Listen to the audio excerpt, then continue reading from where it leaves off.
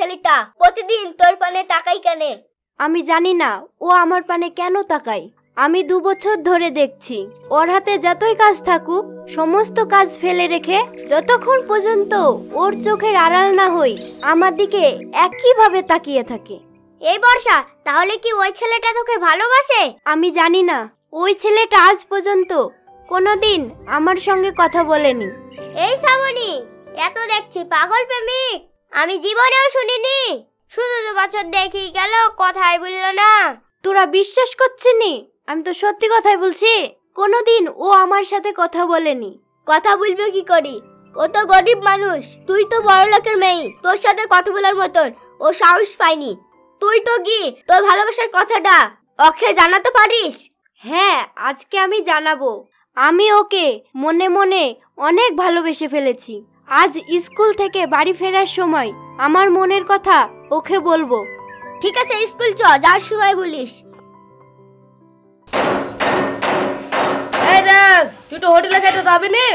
আমরা হোটেল থেকে খেয়ে আসি, তুই গ্যারেজটা দেখাশোনা কর, আমরা সবাই খেয়ে আসি। ঠিক আছে।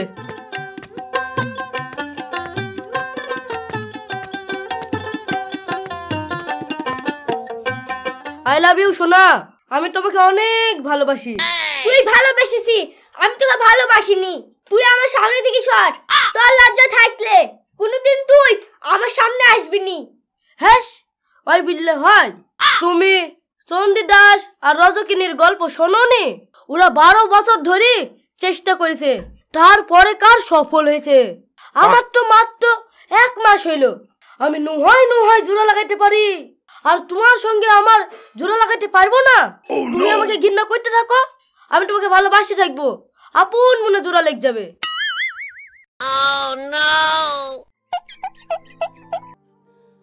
এই শুনছো? কে তুমি? হ্যাঁ আমি। তোমাকে আমি একটা কথা জিজ্ঞেস করব? হ্যাঁ করো।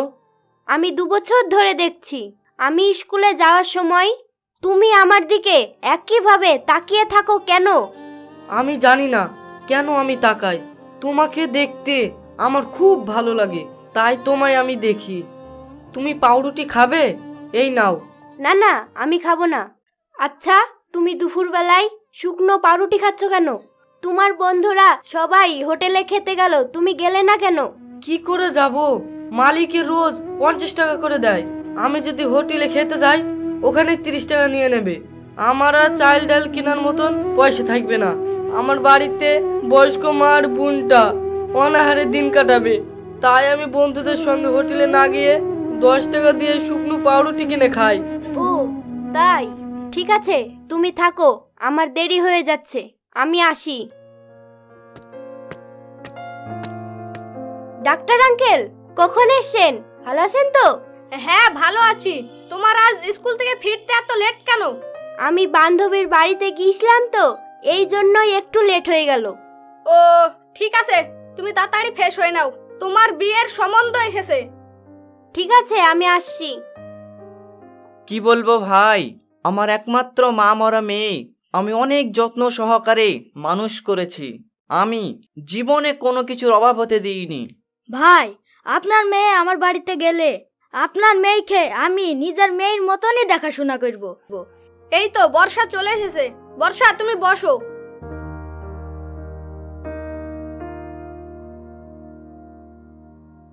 ভাই, আপনার মেয়ে পছন্দ হয়েছে? আমার তো খুবই পছন্দ হয়েছে। তো ভাই, একবার আমার ছেলেটাকে জিজ্ঞাসা করেন। ইয়াসিন, বর্ষাকে তোমার পছন্দ হয়েছে? হ্যাঁ, আমার পছন্দ হয়েছে। আগামী শুক্রবার ভালো দিন আছে, ওই দিনেই শুভ কাজটা সম্পন্ন করা হোক। ঠিক আছে, ওই কথাটাই রইল। আর ভাই বলছিনি, বিআই মশাই আসছি। ঠিক আছে, এইসব বিআই মশাই।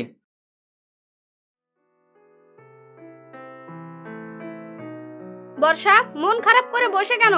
তোমার কি ছেলে পছন্দ হয়নি? ডাক্তার আঙ্কেল, আপনাকে আমি একটা কথা বলবো। হ্যাঁ বলো।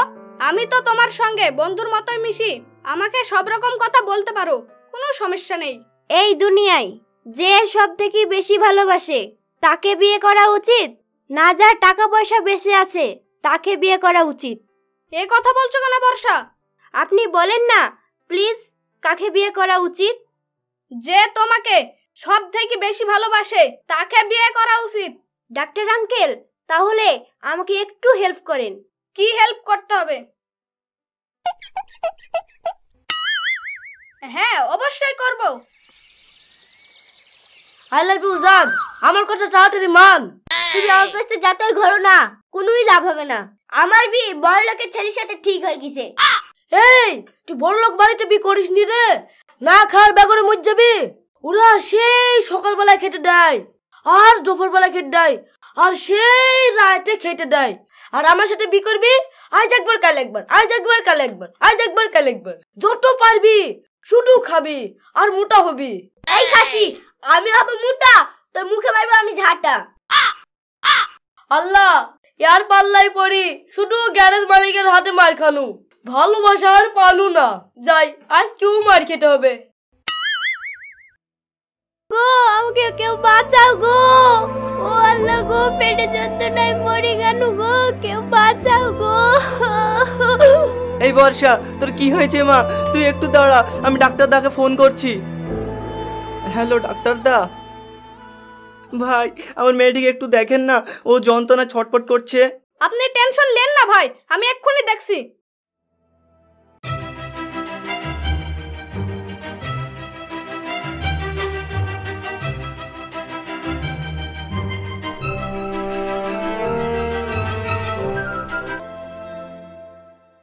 ভাই, আমি খুব দুঃখের সঙ্গে বলছি, আপনার মেয়ে আর বেশি দিন বাঁচবে না, আর মাত্র কয়েকদিনের অতিথি। ডাক্তার বাবু, আপনি এ কি বলছেন? আমার মেয়ের কি হয়েছে? আপনার মেয়ের দুটো কিডনি নষ্ট হয়ে গেছে। আমার মেয়েকে কি বাঁচানোর কোনো উপায় নাই ডাক্তার বাবু? আপনার মেয়েকে বাঁচানোর একটাই উপায় আছে। কেউ যদি একটা কিডনি দেয়, তাহলে আপনার মেয়েকে বাঁচানো যাবে। বাবা, তুমি এসেছো, আমার মেয়েকে বাঁচাও। আমি আপনার মেয়েকে কিভাবে বাঁচাবো? তুমি একটা কিডনি দিলে বর্ষা বেঁচে থাকবে, তুমিও বেঁচে থাকবা, তোমরা দুজনে সুখের সাথে সংসার করতে পারবা। হোয়াট? আমি পাগল নাকি? তাই তোমার মেয়েকে আমার কিডনি দিয়ে বাঁচাবো? এই মেয়েকে আমি জীবনে বিয়ে করব না। একেবারে আবল তাবল, আমার ভালো শরীর কাটতে বলছে। আমি তো খালি কি করবো রে মা, আমি তোকে আর বাঁচাতে পারবো না।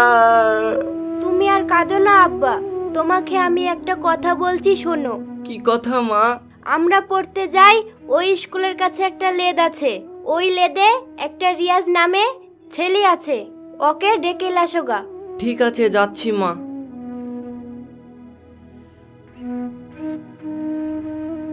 এখানে রিয়াজ কোন ছেলেটার নাম? কেন, আমি কিছু বলছেন? তোমাকে বর্ষা ডেকেছে, তুমি আমার সঙ্গে চলো। কে বর্ষা? আমি চিনি না তো। বর্ষা আমার মেয়ে, এদিক দিয়ে স্কুলে যেত। ও, আপনার মেয়ে? আমি কয়েকদিন ধরে দেখছি ও আর স্কুল আসে না তো। ওর কি হয়েছে? তুমি চলো আমার সঙ্গে, তুমি গেলেই সব জানতে পারবে। ঠিক আছে, চলেন।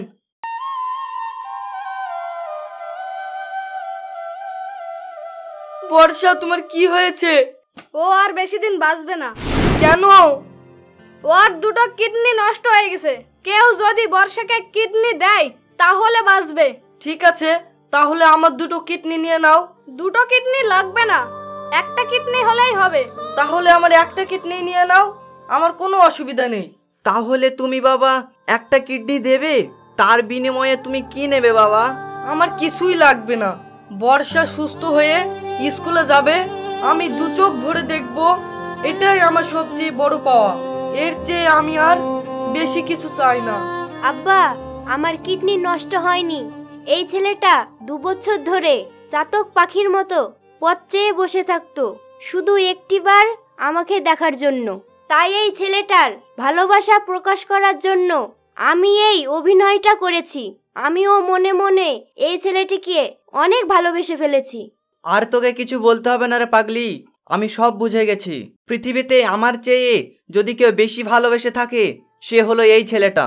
ডাক্তারদা, আমার মেয়ের জন্য আর পাত্র খুঁজতে হবে না, আমার মেয়ের জন্য আমি সঠিক পাত্র পেয়ে গেছি। চল মা, আগামী শুক্রবার তোদের দুজনের বিয়ে দেব।